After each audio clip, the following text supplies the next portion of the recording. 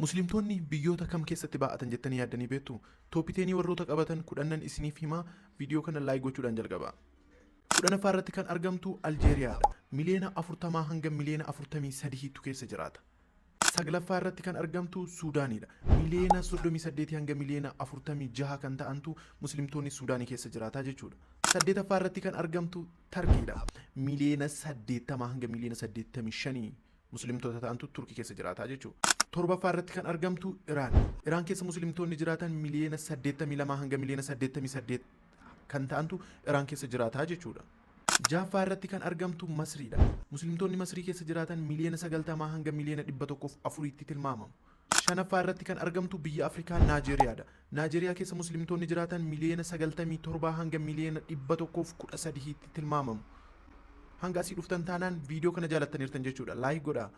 Arfaffaa irratti kan argamtu Baangilaadesh. Baangilaadesh keessa Musliimtonni jiraatan miliyoona 150 hanga miliyoona 165 jechuudha. Sadarkaa sadaffaa irratti kan argamtu Hindiidha. Musliimtonni Hindii keessa jiraatan miliyoona 200 hanga miliyoona 213tti tilmaamamu.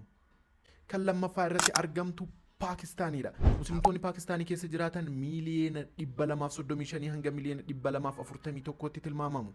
Tokkoffaa kan taatu Saa'ud Arabiyaadha jettanii eegaa jirtan. Saa'ud Arabiyaan garuu tokkoffaadha miti. Saa'ud Arabiyaan akkamitti tokkoffaa ta'uu dhabde warri jettaniif jiraattonni isii keessa jiraatan baay'ee xiqqaa waan ta'eef Musliimtonni Saa'ud Arabiyaa keessa jiraatan hanga miliyoona 31tti tilmaamamu.